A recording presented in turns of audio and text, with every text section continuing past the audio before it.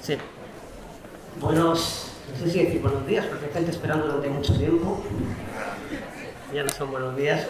Bueno, vamos a empezar ya para tener mucho tiempo, porque realmente tenemos mucho que hablar con Philip Fracassi. Por dos razones, porque nunca había venido, ¿vale? Y porque es muy prolífico. Entonces, hay muchos libros, muchos temas de los que hablar. Hay alguna película de la que hablar también. Y vamos a ir saltando un poco por los temas de su obra, vamos a centrarnos un poquito más en las últimas. Esto es una cuestión personal, yo creo que al final hay que hablar un poquito más de lo último, ¿verdad? Pero bueno, también hablamos de Los Chicos del Valle, que sé que hay mucho fan, y de Contemplación de Frío. Y lo último que se publica en España es Gothic y las 3 reglas de Regresión en el tiempo. Está muy bien porque vamos a hablar de horror y de ciencia ficción oscura, ¿vale? Y nada, hablar de Philip Fracassi es hablar, yo creo, de uno de las personas que más han hecho por el género de horror en los últimos 20 años. Es una hormiguita trabajadora y a la vez es un autor lleno de temas constantes y de un estilo que se ha mantenido de forma muy coherente, muy cohesionada a lo largo de los libros. Y realmente es un autor muy prolífico, por los motivos. Entonces, bueno, pero lo primero que quería comentar con él era que realmente él ha hecho una apuesta. Bueno, tengo que presentarle algún pequeño. No sé si vamos a hacer una presentación o estáis todos lo conocéis. Es alguien. Bueno, voy a hacer nombrar unas cosas, ¿vale? Tiene más de una decena de libros, finalista del Stoker.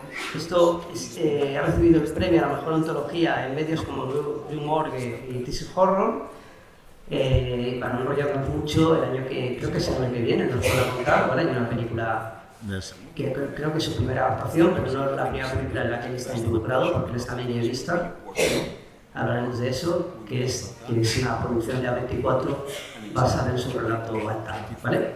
Y bueno, lo primero que quería comentar con él es que realmente hay una apuesta decidida por un género, ¿vale? A mí me parece que Fracassi es un autor que es un autor poliédrico, nos da una visión del género muy poliédrica, las primeras antologías de horror existencialista, cósmico y tal. Tenemos en Los Chicos del Valle horror setentero, tenemos en Gothic un homenaje a King, un horror más ochentero, y tenemos en los viajes la tercera de los viajes en el tiempo, una ciencia ficción, una manera de entender lo que es en el tiempo, de verdad muy moderna, ¿no? Me gustaría preguntarle en qué momento, y si realmente hay algo de planificación, esta decisión de especializarse en horror, porque ahora como veremos, realmente su carrera como guionista y en la industria del cine le podría haber llevado por muchos otros sitios. Creo que hay una apuesta decidida, pero me gustaría pensar cuánto hay de planificación y cuánto hay de pasión espontánea en esto. Hola, buenos días, everyone.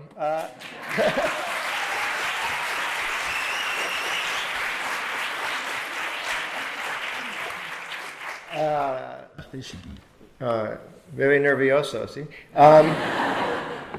So yeah, when I write, I don't think about genre. I think about the story that I want to tell. So when I have an idea that excites me, that interests me, that is the idea that I write about. If it ends up being categorized as science fiction or fantasy or horror, matters not to me. I just want to tell the best story that I can tell, and I want to tell a story that excites me and that a story that I think excites you, the readers. I enjoy working in different types of genre.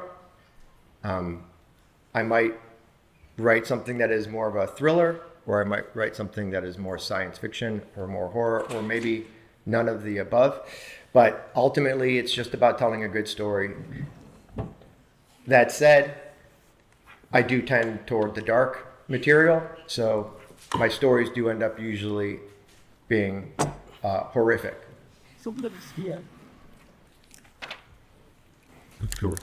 Lo cierto es que cuando empiezo a escribir no me preocupo por el género, no pienso en la categoría en la que se pueden escribir las historias, sino que pienso en contar la mejor historia que sea posible. Eso es lo que persigo siempre.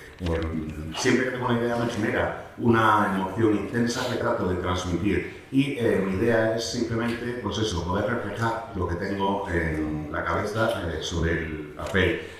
Cuando acabo la obra, pues me noto igual la categoría en la que la incluyan o la clasifiquen. Me da igual que la considere de ciencia ficción, de fantasía o de terror. Eso no es lo importante para mí. Lo importante es saber que quiero contar una historia y que sea una buena historia. Contar una historia que me emocione a mí, en primer lugar, para luego poder emocionaros a vosotros, a los lectores. Así que ese es mi principal cometido, esa es mi principal obsesión cuando me pongo a trabajar. Quiero contar una historia que sea personal, que sea entretenida y me da igual que se clasifique en los distintos tipos de género. Se puede clasificar como thriller, como ciencia ficción, como terror, todo eso son etiquetas que me han puesto a mis novelas y me da igual, se puede utilizar cualquiera de ellas o ninguna de las anteriores. Al final, a fin de cuentas, lo que me interesa siempre, como digo, es contar una buena historia. Una vez dicho esto, es verdad, tiendo hacia lo más oscuro y mis historias suelen acabar siendo bastante terroríficas. Hay algo que me gusta mucho en las... he oído hablar casi en entrevistas, y es que muchos autores venden una suerte de autoimagen, de éxito, ¿verdad? Que en el género, sea rock, sea lo que sea, ya sabemos que esto suele coger con palillos, ¿vale? Pero ellos siempre hablan de sus libros, de cómo llevan sus libros al lector. Una cosa que me gusta mucho de Philip es que él habla abiertamente de cómo se abre camino en la industria del cine, como guionista, cómo se consolida como escritor, compaginando con un montón de trabajos más. A mí me gusta mucho eso, más allá de la anécdota biográfica, porque creo que eso está en su obra. La obra de Fracassi parte de personajes muy reales y me gusta que él hable, y él tiene una librería, ahora nos contará más, ¿vale? Y en la industria del cine ha trabajado como guionista, pero también de otras cosas como, creo que en español sería jefe de localización, ¿vale? Y creo que eso tiene mucho que ver con que las historias de Fracassi no solo parten de una buena idea, sobre todo de unos buenos personajes a los que poco a poco vamos a ver sufrir.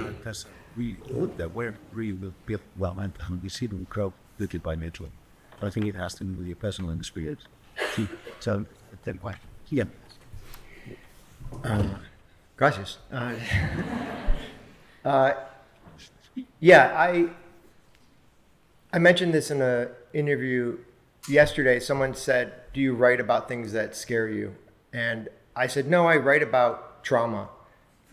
And what I mean by that is I write about my own life experiences. A lot of my own life experiences are in my stories. I'm a little older, probably older than most of you, and I've been around a while, and I've had a few different lives and a few different careers. I've worked in music. I owned a bookstore. I was a security guard. I was a janitor. And now thankfully I write full time, and I don't need to spend my days ordering dumpsters and porta potties for films. But everything that happens in life, is a story, and everything that happens to you emotionally is a story that you can tell. And I think it's just packaging it in a way that is entertaining for readers. But ultimately, for me, it's about getting across something about human nature and expressing something about humanity. And so all these different lives that Ruben mentioned, it's all different experiences that play into the stories that I write. I don't base my characters on real people, including me. I'm not a serial killer, as far as you know. But I do put my own trauma into my characters, and I think that is why a lot of people connect with my stories.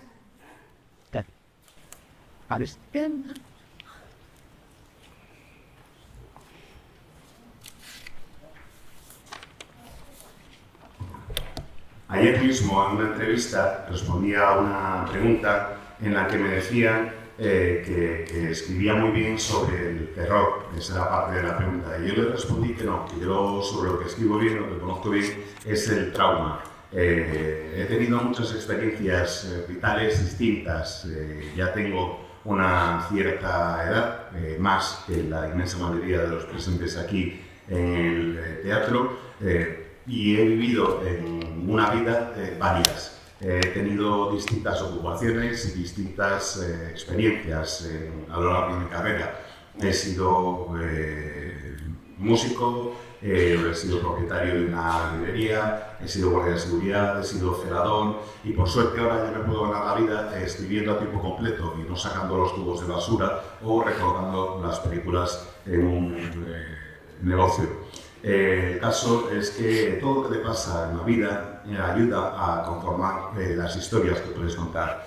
Todas las emociones que sientes en tu vida forman parte de una historia que luego puedes contar. De lo que se trata después es de ponerle un envoltorio que resulte entretenido cuando te pones a escribirlo y también cuando el lector lo lea. Creo que hablo acerca de la naturaleza humana, de la humanidad, porque estas distintas vidas, estas distintas experiencias que he ido teniendo a lo largo de mi existencia, pues acaban llegando de una manera u otra a mi escritura. No baso a mis personajes en personas reales, ni mucho menos no las baso en mí mismo, ni mucho menos, porque no soy un asesino en serie, al menos no que vosotros sepáis. Y lo que sí intento es utilizar todos esos traumas para que la historia tenga contenido cuando la vaya a contar. Sí, yo creo que sí, apuntando en esto, es verdad que las historias de fracaso en general, esto siempre tendemos, ¿no? Cuando vemos una obra tan amplia, tendemos a buscar puntos en común, es un defecto, yo creo que de lectores también, de lectores. Y es verdad que la obra de fracaso empieza con ideas que pueden ser muy sugerentes, pero creo que la gran fuerza es que hay personajes que son enfrentados a dilemas morales, por los que sufren no solo por lo que les pasa, sino por dilemas morales. Creo que es especialmente la tercera regla de los viajes en el tiempo es un buen ejemplo, pero también en Contemplar el vacío hay un cuento de los chicos del Valle, sufren muchísimo. Hay un cuento, por ejemplo, en Contemplar el vacío sobre un robo de un caballo para hacer carne con él, y hay una especie de, no voy a decir ensañamiento, pero sí de fijación en poner a los personajes realmente a prueba, no solo físicamente, sino moralmente. Me gustaría que nos hablase de eso. And I'd like you to talk to us about that. Yeah, sí. Much trauma. Yeah, I mean, for me, every story is about the character. The horror comes from inside us, not from always outside us, you know? So I think what interests me as a writer, what excites me as a writer, is exactly what you're saying, which is putting my characters through hell, and allowing the reader to experience what that would feel like, what that would be like to experience something so horrific. I mentioned trauma earlier, and I think some of that is you take something, that happens in your life, and you expand it. So I have a story called Alter, which is the A24 movie Ruben mentioned, that is very much about loss of innocence, loss of childhood innocence. I think Gothic is very much about ego and about finding out what is important to you. You mentioned The Horse Thief. Yeah, so again, that's a character going to the limit, and kind of seeing it's interesting to me to see what decisions those characters make under extreme duress, because I don't always know what they're going to do. So for me, it's a bit like, for lack of a better word or phrase, playing God and putting the people out there and putting them through some horrible things and seeing how they respond. That's interesting to me. I think it's all very much a reflection on who we are and what we are capable of. And I think it's also important to mention that that's also partly why my characters are never all good or all bad. They're gray area. So I think that makes them more complex, and also gives the reader a sense of you're not really sure what they're going to do. And so I think that adds suspense to the stories too.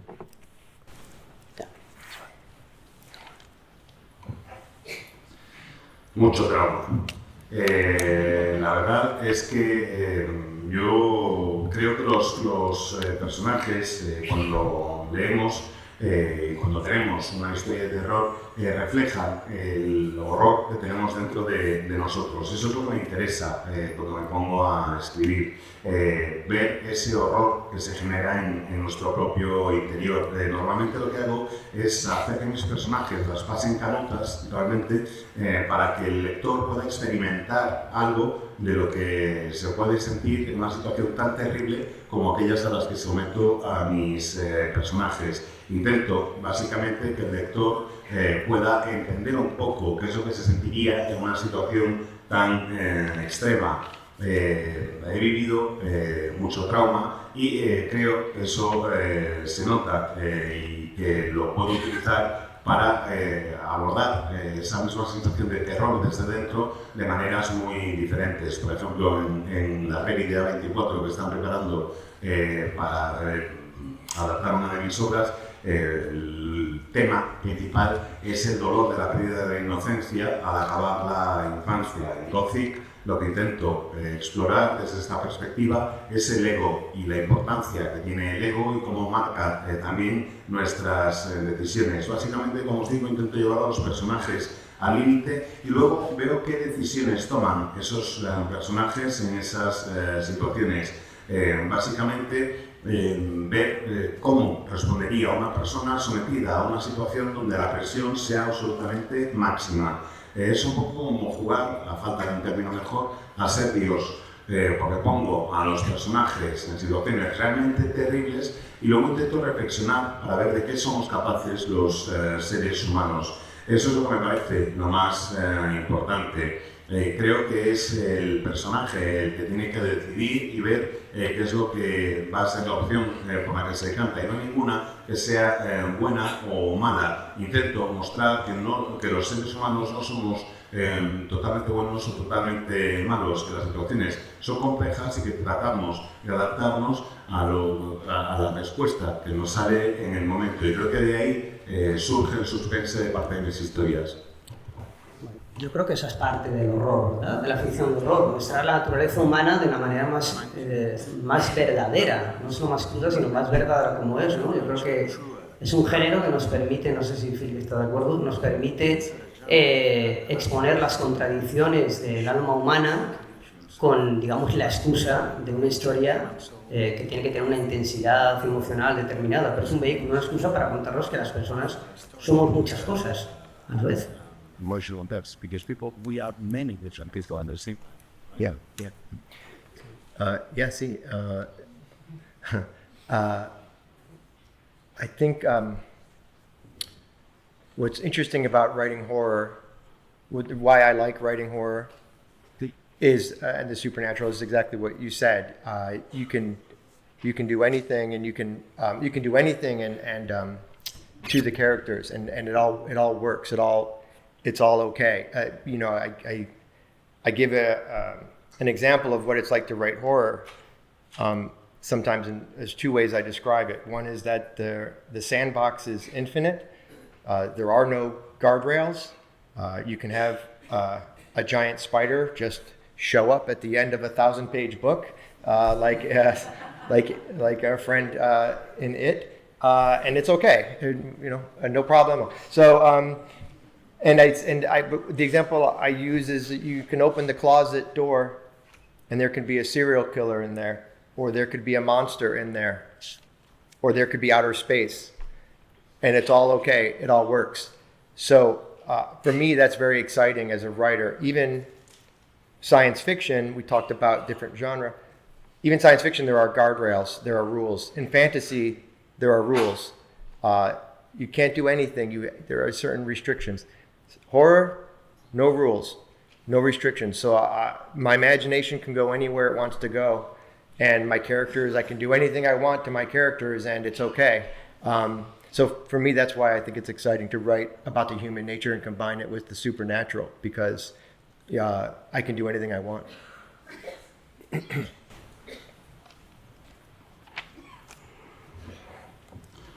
Pues lo cierto es que creo que lo que intento con mis historias es abordar este concepto del terror, pero añadiéndole el toque de lo sobrenatural, de llevarlos al límite, pero con el toque de lo sobrenatural. Siempre intento que a mis personajes les pase un poco de todo, y siento que tengo la libertad en el género de terror de poder contar el tipo de historia que me venga en gana. Básicamente hay dos características del terror que me apasionan. Por una parte, es como si fuera un cajón de arena, de estos donde juegan los niños, pero que no tiene límites, donde puedes hacer lo que te venga en gana. Y por otra parte, no hay ningún tipo de quitamiedos, no hay ningún tipo de guardarraíz ni de salvaguarda. Puedes tener una novela de 1000 páginas en la que de repente al final te encuentras con que hay una araña gigante y no pasa nada, funciona. Y si no, fijaos en It.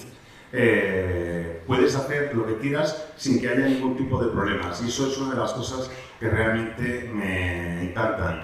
Puedes tener la puerta del armario, de repente la abres y en una novela de terror dentro de ese armario puede haber un asesino en serie, puede haber un monstruo, o puedes encontrarte con una puerta que lleva al espacio exterior, y eso me encanta como escritor. Creo que en ciencia ficción sí que existen estos guardarraíles, estos quitamiedos. En la fantasía también existen normas y guardarraíles, pero en el terror no. En el terror no hay ningún tipo de restricción.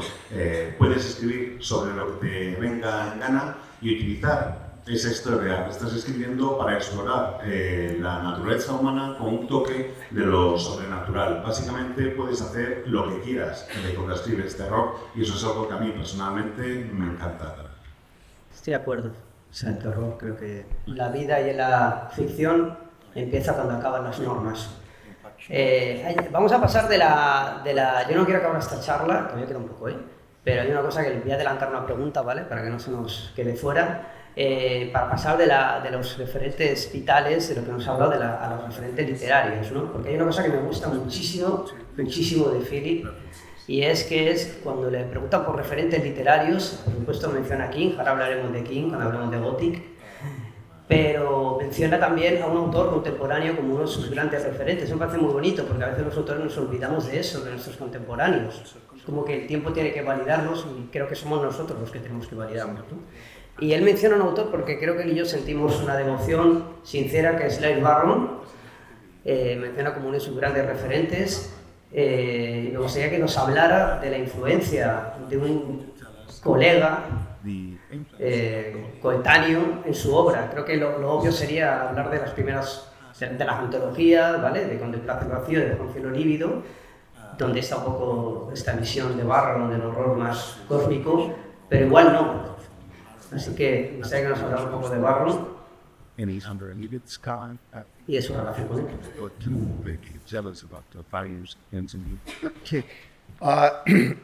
Yeah, Laird Barron. So yeah, he's was a mentor for me, and early on, and I can tell how that story about that. So when I've always been a writer my whole life, but I only have been writing horror since 2015. My first story was Mother, and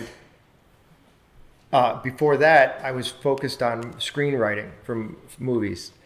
And I reached out to Laird Barron about taking one of his stories and adapting it for a movie. And which I did not do because it was too much money, but we became friends, and we started talking and communicating. And I around that same time, this is around 2010, I took a stab at writing a horror story, and it was Mother was the story. And I asked him if he would read it and give me notes. And at the time, I was working in a warehouse, stocking, boxes, and downtown Los Angeles. And 100-degree heat. And he called me and he said, "Do you have a minute?" And I said, "Yeah." And I went and found a corner of this warehouse and was sort of hiding from, my boss. And I had a notepad and he was telling me notes on this story. And one of the things he said to me was,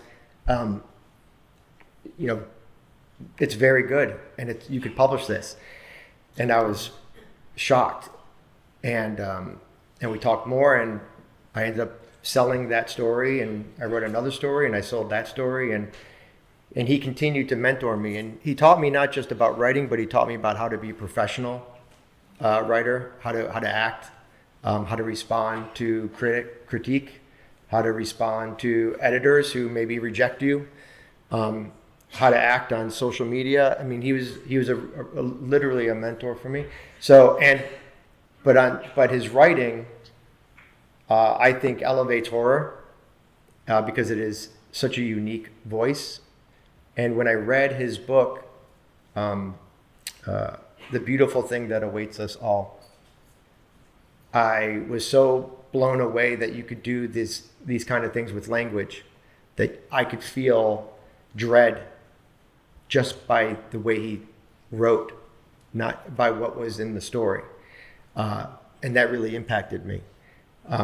So both creatively influence, but also as a professional was an influence. Sí.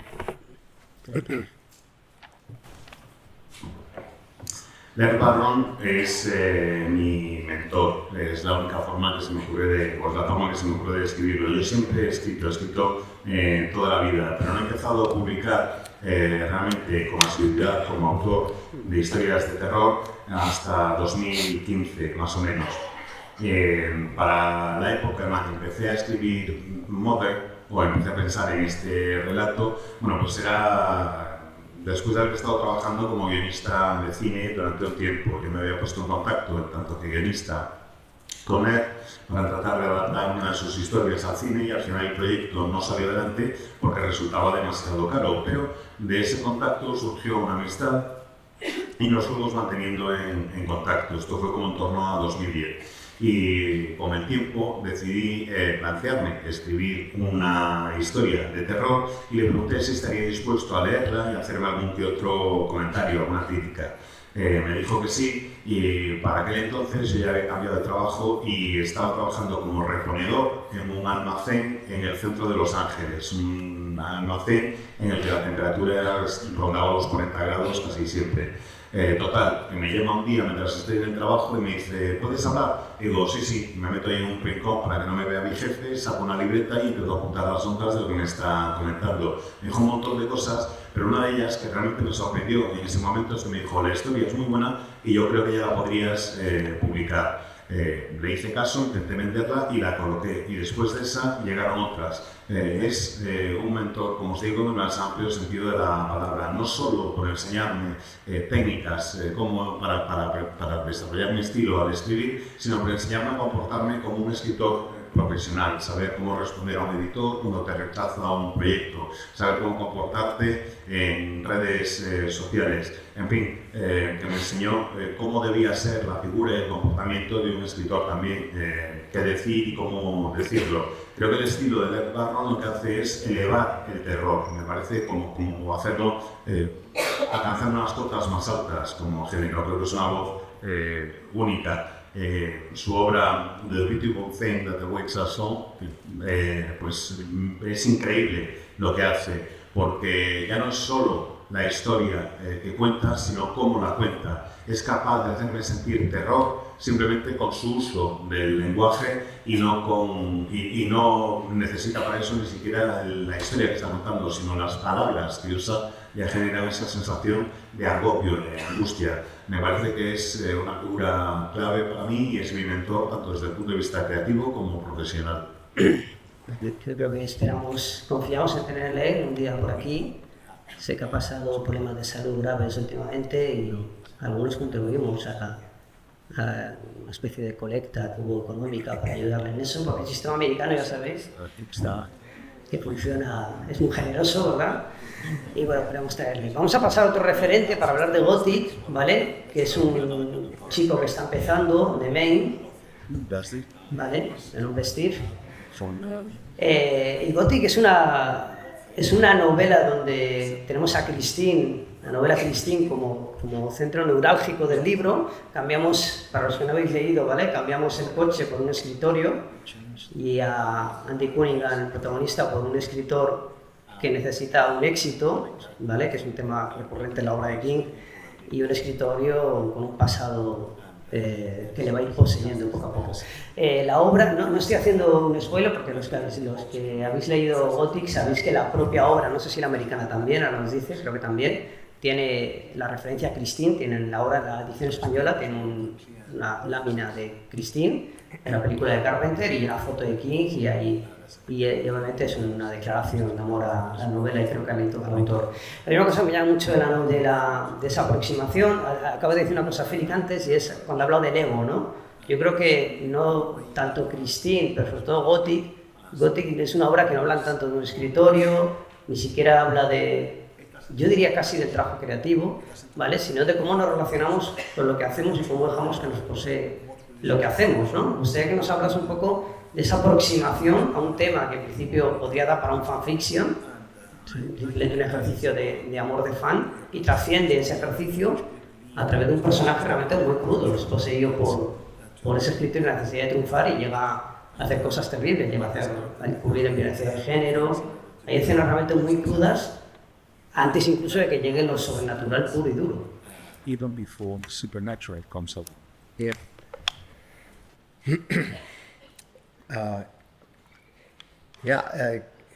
Gothic is an homage to my love for old school horror. It's a love letter to 80s horror that I grew up with. I don't, like you said, I don't hide the fact that it's an homage. It's a very much, I have many references, Easter eggs, we call them, in the book about different horror writers.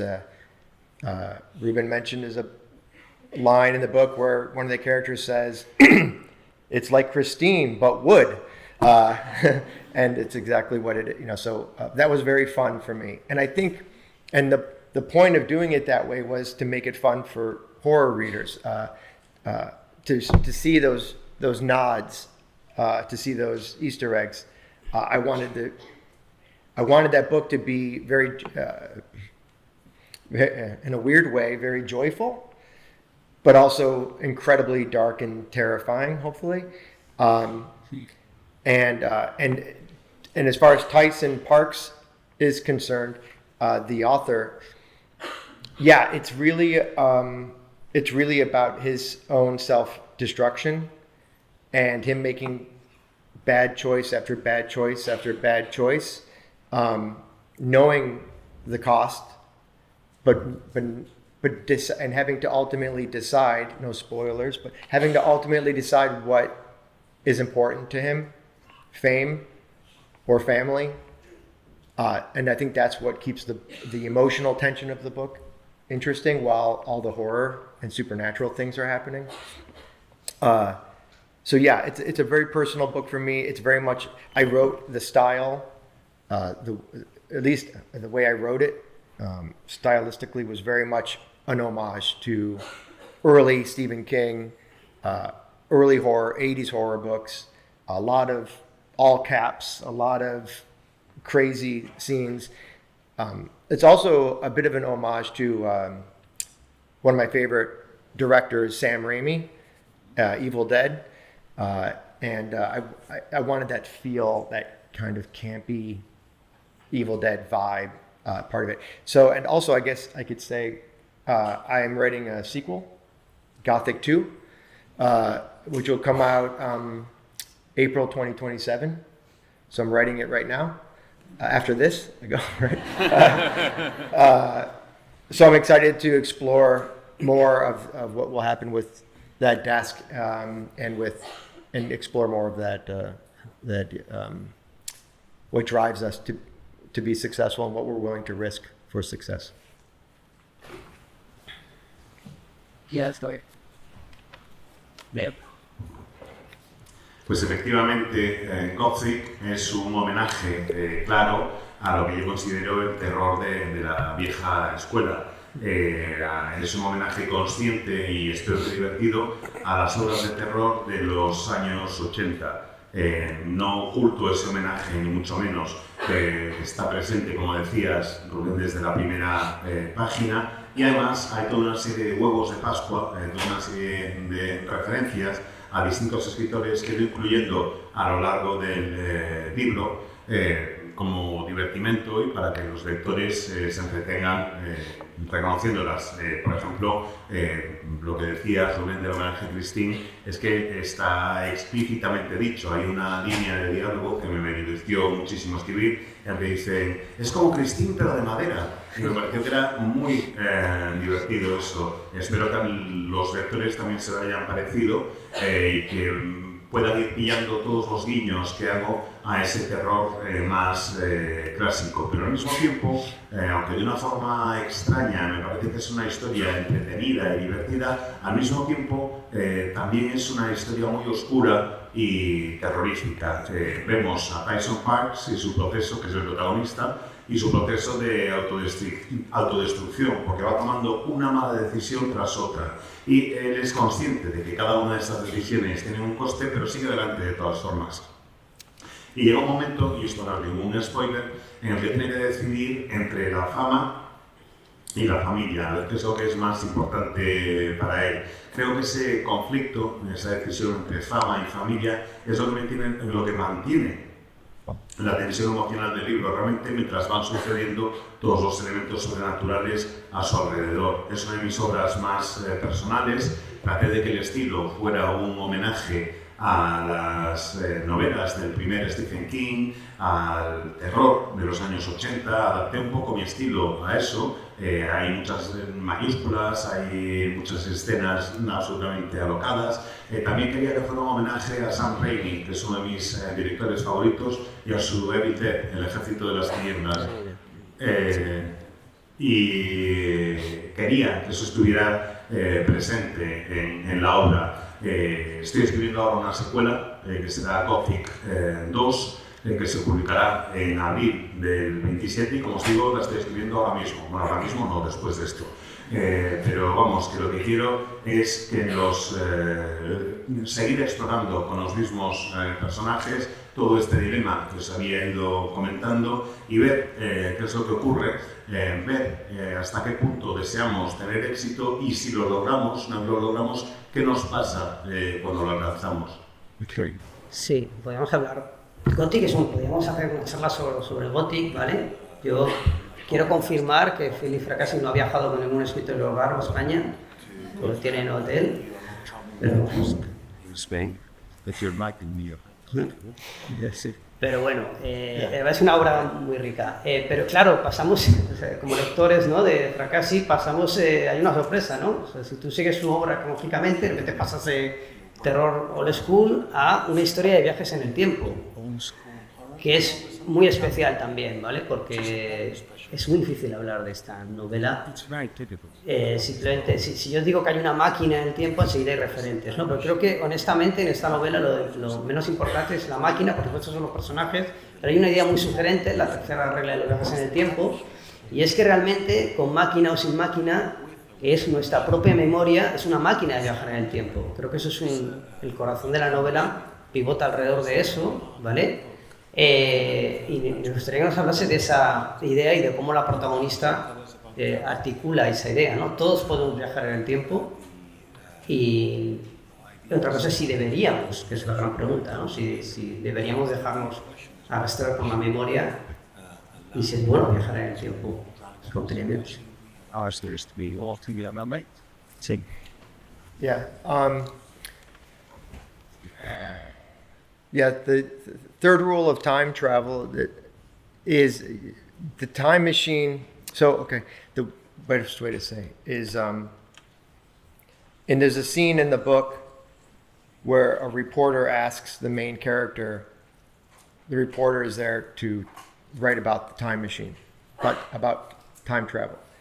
And the scientist, Beth Darlow, who's the lead character of the book, the reporter says, "Can I go see the machine?" And Beth says, you're looking at it. It's me. And to your point exactly, the whole idea of that book was I wanted to create a metaphor for being trapped in our own past and write it as a science fiction thriller, which is very difficult to do. But I think it worked out pretty well. And there's a scene, no spoiler, but there's a scene that came to me first. And that scene was Beth reliving a moment of her past, and not that she knew would end in tragedy, and not being able to stop it, unable to control it, and reliving the emotion, and again that word trauma, of the past, with the additional trauma now of having to go through it all over again and not being able to stop. That was the scene that the book came from, the rest of the book. And from there it was researching the science and expanding her story. The science, just side note, the science in that book is all theoretically accurate. It could work if, you know, when we have quantum computing and when we are able to bend space-time and use wormholes and keep wormholes open, and I don't want to get into too much of the science, but it's exciting. But one thing that, and negative energy, harnessing negative energy, but yeah, but there's no dinosaurs in this book. You know, there's no H.G. Wells, Molochs or whatever. It's all about what happens to us and our own trauma. But the one interesting thing about the book that has not been done before is the person does not travel. The person's consciousness travels. Which is good for the story, but it's also scientifically accurate because you can send pure data through a wormhole and the wormhole will not collapse. If you send matter, a finger or a toe or a molecule through a wormhole, it'll collapse. So I did actually get to speak with a NASA physicist. I did actually get to ask Michio Kaku, who is a very famous physicist, if this would work. And the answer was yes, in theory. So that's exciting for me. But also, yes, much trauma. Igual trauma. Sorry. No. Hay un momento en el que hay un periodista que quiere entrevistar a la protagonista para hablar precisamente acerca de la máquina del tiempo. La protagonista es una científica que se llama Beth Darlow. Y cuando el periodista le pregunta, oye, ¿y la máquina del tiempo la puedo ver? ¿Dónde está? Y ella dice, soy yo. Básicamente porque la idea del libro es precisamente lo que comentabas, una metáfora acerca de quedarte atrapado por tu pasado. Y trato de contar esa metáfora en forma de película, de historia de ciencia ficción o de thriller. Y la verdad es que es bastante difícil lograrlo. Hay una escena, y esto no es un spoiler, en el libro en la que Beth Darlow se ve obligada a revivir un acontecimiento muy traumático de su pasado y aun sabiendo que ese acontecimiento va a acabar mal, ella es incapaz de dejar de recordarlo hasta el final. No puede impedirse a sí misma recordar ese momento traumático, con lo cual al trauma emocional de haber vivido ese acontecimiento se suma el trauma añadido de ser incapaz de dejar de pensar en ello, de dejar de recordarlo. Esa es la escena a partir de la que surge el resto del libro para mí. Y luego, lo que también os quiero decir es que he hecho una labor de investigación científica, de documentación exhaustiva para esta historia. Básicamente, toda la ciencia, todos los conceptos científicos que aparecen en el libro existen, al menos en teoría, y en teoría sería posible viajar en el tiempo tal y como yo lo describo si tuviéramos un ordenador cuántico lo suficientemente potente como para plegar el espacio-tiempo y crear un agujero de gusano. No me quiero poner aquí muy técnico, pero bueno, básicamente se trataría de poder controlar a través del ordenador cuántico la energía negativa del agujero de gusano y así viajar en el tiempo. No esperéis en mis viajes en el tiempo que haya dinosaurios o Morlocks como los de H.G. Wells. No, lo que trata en la historia realmente es acerca de nosotros y de nuestros traumas. Además hay una cosa que creo que no se había hecho nunca antes en libros de viajes en el tiempo que me parece bastante interesante y es que no viaja físicamente la persona, sino que lo que viaja en el tiempo es su conciencia. Y eso me pareció una historia que podía, vamos, me pareció un hallazgo bastante interesante, porque podemos estar más o menos comprobado que podemos enviar datos a través de un agujero de gusano, pero que el momento en el que enviásemos un poco de materia orgánica, un dedo de la mano, un dedo del pie, lo que sea, el agujero de gusano colapsaría. Es decir, si mandamos información y datos, perfecto, no hay problema. Si mandáramos materia orgánica, el agujero colapsaría. De hecho, he podido consultar a Ushio Kaku, que es una persona que se dedica, vamos, tiene unos conocimientos extraordinarios acerca de física, si funcionaría la teoría que yo había expuesto en el libro y me confirmó que sí. Pero bueno, que no os preocupéis, en el fondo lo que hay en el libro es mucho trauma. Bueno, tenemos que ir acabando ya, pero no quiero acabar la charla sin que nos vayamos de aquí sin hablar de películas, ¿vale? Porque Philip es guionista también, ha hecho una película de Disney familiar, por ejemplo, un thriller policíaco, y hay una pregunta que nos suelen hacer a los que escribimos cine y literatura a la vez, que a mí me fastidia porque nunca sé cómo responderla, que es cuando nos hablan del estilo visual, que es un estilo visual. Como queda muy poco tiempo, yo quiero que Philip sepa que iba a hacerle esa pregunta como venganza por las veces que me la han hecho a mí. No queda tiempo y prefiero que nos hable de Altar. ¿Hasta dónde nos puede hablar de esa producción de A24? Te has librado, que lleva. We have 2 minutes. Oh. Okay, I'll talk fast. Altar is been filmed. It filmed last year in Canada. I was able to go to set. It was very interesting, very fun. It's hopefully will come out next summer 2026, from A24, with Kyle MacLachlan and January Jones and some new actors in it. I also announced that my story Failsafe is going to be made into a feature film with Brie Larson starring Captain Marvel. See, and J.J. Abrams, Bad Robot, is producing. J.T. Molnar, who did a movie called Strange Darling, is the director. And Brian Duffield wrote the script. And so we've been developing that, and right now it's with the studio. They're finalizing, but that hopefully will go into production soon and be out as well. So there's 3 or 4 other things in development, but yeah. So that's the movie update. Oh, and yeah, and I wrote a Disney movie about talking dogs, which your 5-year-old will love. Yeah. Only a little horror. Bueno, pues la película de Altar ya se ha rodado, se rodó el año pasado en Canadá, el rodaje se acabó y está todo listo ya. Esperamos ver el estreno en el verano de 2026. La producción es de 24, uno de los protagonistas es Ryan Gosling y hay toda una serie de actores nuevos que están en el reparto, me parece que es realmente maravilloso. Hay otra adaptación de las mis obras que es Failsafe, protagonizada por Brie Larson, con producción de JJ Abrams y Super Robot, con J.T. Moran como director y el guion es de Brian Duffield. Está en proceso de preproducción y espero que podamos llegar pronto al momento del rodaje. Tenemos otros 3 o 4 proyectos en proceso de adaptación. He escrito también el guion de la película para Disney, efectivamente, es una película protagonizada por perros, pero se tratará de aquellos que tengáis hijos de 5 años más o menos, y de terror en ese muy poquito.